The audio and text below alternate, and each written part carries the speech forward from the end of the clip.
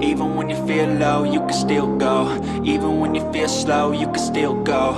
Even when there's no hope, you can still go. I never answer to no, man, I still go. Go, go, go, go, go, go, go, go. Hello guys! It's me again, Krong TV, at sa video ito pag-uusapan natin ang mga nakakapanabik na pangyayari patungkol sa ating paboritong manga at anime series na One Piece. Sa video ito pag-uusapan natin kung bakit nga ba palagi ang nakasara ang isang mata ni Zoro.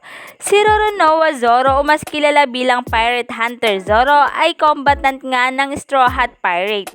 Isa sa kanilang swordsman at isa nga rin siya sa 9 senior officer ng Straw Hat Grand Fleet. Si Zoro din ay dating bounty hunter at siya rin ay ikalawang member ng Luffy's crew. Bilang master ng 3 sword style, ang ginawa nga niyang swordmanship style kung saan ito ay create nga niya during his childhood training sa Shimotsuki Village. Si Zoro ay kabilang nga sa 3 most powerful combatant ng Straw Hats, kasama niya dito si Luffy at si Sanji. Pangarap nga ni Zoro na maging greatest swordsman in the world in order to honor a promise na ginawa nga niya sa kanyang namatay na childhood friend. Dagdag pa sa kanyang infamy bilang isa sa Straw Hat at dating bounty hunter, si Zoro ay also regarded bilang isa sa 12 pirates na nire-referred bilang worst generation.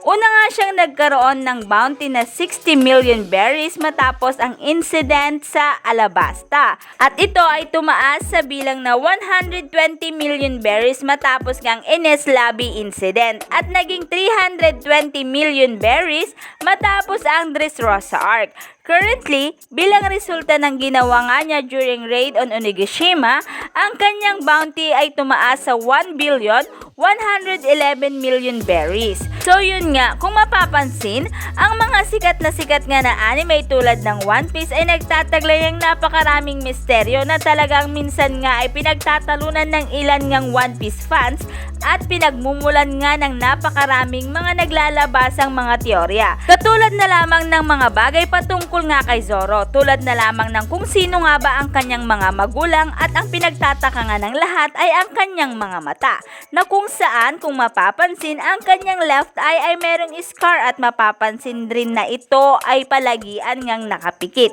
Usually sa real life, kapag ang mga mata natin ay nakapikit, usually ito ay injured o talagang may malaking ang naging pinsala ito. Pero pagdating nga sa case ni Zoro, para sa ibang One Piece fans na mga teorya, ang pagpikit ng mata ni Zoro na ito ay hindi lamang basta-basta injured. Kumbaga, meron itong matinding dahilan kung bakit nga nangyari ito sa mata ni Zoro. May mabigat na dahilan kung bakit ito may scars or kung bakit ito nakapikit. So lahat ng yan ay pag-uusapan natin sa videong ito. So kung mapapansin, during and after ng 2-year time skip ay napansin natin ang nangyari sa left eye ni Zoro.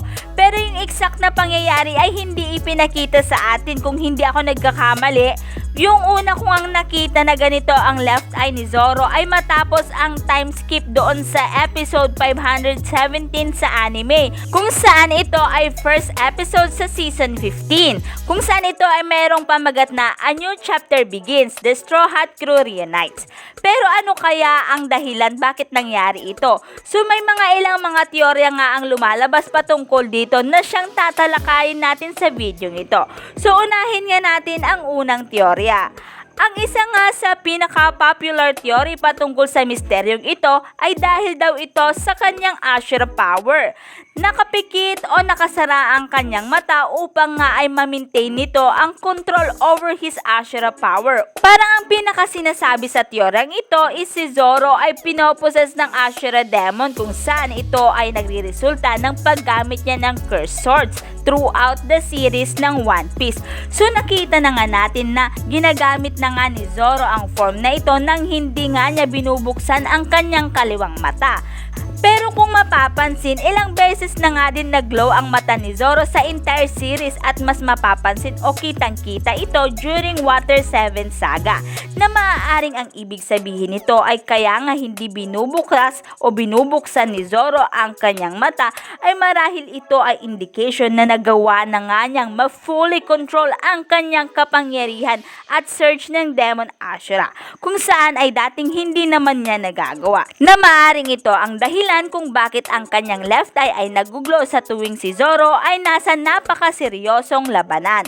At kung mapapansin, simula nga nung nangyari ito kay Zoro o simula nung nagkaganito si Zoro ay nagsimula na nga din siyang maging mas malakas pa. So yan nga ang unang teorya patungkol nga sa mata ni Zoro. Pakinggan naman natin itong ikalawang teorya kung saan ay sinasabi na dahil daw ito sa na-injured nga ni Zoro ang kanyang sariling mata. Sinasabing habang nagtitraining itong si Zoro under Hawkeye kung saan ay hinagis nga daw niya itong hawak-hawak niyang patalimpay taas at pagbaba nito ay hindi sinasadyang ito ay tumama sa kanya kung saan ay tumama ito sa kanyang mata at nagresulta ng pagkasugat ng kanyang mata at nagtamo ng matinding injuries na siyang dahilan kung bakit nga hindi nga niya ito maimulat. At ito nga ay makikita sa manga pero hindi ko sure kung anong chapter ito. So yan nga ang ikalawang teorya. Dumako naman tayo dito sa ikatlong teorya kung saan ito ay ibinase naman sa totoong buhay. Kung saan ito ay sinasabing dahil sa tinatawag na dominant eye. Ang dominant eye o ang ocular dominance in real life ay isang medical phenomenon kung saan ang isang mata ang kadalasang mas ginagamit kung ikukumpara sa kabilang mata. Dahil sa ito ay mayroong mas better vision or can fixate on something better kaysa sa kabilang mata nito. Sa real life, usually nangyayari ang bagay na ito kapag ang isang tao ay nagfo-focus sa target nito. Katulad na lamang ng paggamit ng telescope o kaya naman ng microscope or kaya naman ay sa shooting. At sa pagiging swordsman, kinakailangan talaga ng talas ng mata. So si Mihawk na marahil ay tinatawag na Hawkeye dahil sa siya ay greatest swordsman sa One Piece at expert pagdating sa vision. Kaya naman maaaring nung naglaban sila at nagtraining ni Zoro ay napansin niya na si Zoro ay nakakaranas ng ocular dominance sa kanyang left eye. Meaning, pwede nating sabihin na mas ginagamit ni Zoro ang kanyang left eye dahil sa ito ay maaaring mas malakas kung ikukumpara sa kanyang right eye. Kaya naman maaaring ang ginawang solusyon nga ni Hawkeye ay sinugatan nga niya ang kabilang mata ni Zoro upang nga ay hindi niya ito pansamantalang maimulat at inutusan niya si Zoro na isara muna ng pansamantala ang kaliwang mata nito at huwag nga itong imumulat hanggat hindi nga niya natitrain at lumalakas ang kanyang mata kung saan ito ay dapat ay kasing lakas o kasing linaw ng kanyang kaliwang mata. Kaya naman, maaaring ito ang dahilan kung bakit nga palagi ang nawawala o namamali ng direksyon itong si Zoro sa entire series ng One Piece. Katulad na lamang noong hindi nga niya nabasa ng maayos ang signpost sa Sabaudi. Dahil sa ang kanyang kanang mata na currently ang kanyang ginagamit ay mahina pa at kasalukuyan pa nga niyang tinitrain. Ang teoryang ito ay maihahalin tulad natin sa kung papaano nga sumulat ng story itong si Ichiro Oda, kung saan ay kilala natin siya sa paggawa ng foreshadowing hints. So yan nga ang ilan sa mga teorya patungkol nga sa kaliwang mata ni Zoro. Kung mapapansin guys, iisa lang ang matang ginagamit ni Zoro pero tignan nyo naman kung gaano siya kagaling at kalakas. What more pa kaya kung dalawang mata niya ang gagamitin niya, 'di ba? Maaaring mas malakas pa. So once again, yan nga ang mga teorya patungkol sa left eye nitong si Zoro. Pero kung kayo ang tatanungin guys, ano sa tingin nyo ang dahilan kung bakit ganito nga ang left eye ni Zoro? I-comment nyo lang ang inyong kasagutan sa ating comment box. At dito na nga nagtatapos ang video ito. Any comment and suggestion, just comment down below. Thank you!